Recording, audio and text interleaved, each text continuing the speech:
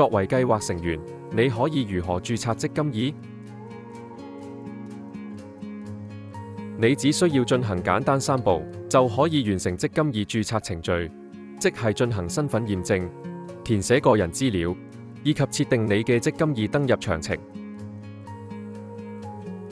成個過程簡單直接，只需要大約幾分鐘就可以完成。首先係 App Store、Google Play、華為應用程式市場，搜尋積金易，嚟下載積金易流動應用程式。打開積金易流動應用程式，按註冊，然後揀選成員，細閱通告，並按繼續。按註冊前，請仔細閱讀指示，並提前準備好相關文件。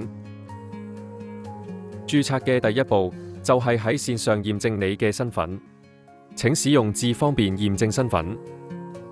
你可以登入智方便流動應用程式，去跟隨屏幕上嘅指示嚟完成驗證身份步驟。完成身份驗證後，註冊嘅第2步就係填寫你剩低嘅個人資料。部分個人資料將會被自動填好，請確認已填好嘅資料正確無誤，並輸入餘下所需嘅資料，包括聯絡資料及地址等。然後按一下，以展開聯絡資料部分，填寫你嘅電郵地址及手機號碼，以接收一次性密碼進行驗證。輸入你收到嘅驗證碼，然後再繼續填寫你嘅住址，並選擇你嘅編號通訊方式，核對及確認你提交嘅資料，並按提交。細閱條款及細則，按接受，你就會即刻獲得一組積金易號碼，按立即啟動。進入註冊嘅最後一步，建立你嘅積金易用戶名稱及密碼，以作登入用途。完成後按確定，你已經成功啟動積金易。即刻按登入，並開始使用積金易平台嘅電子服務啦。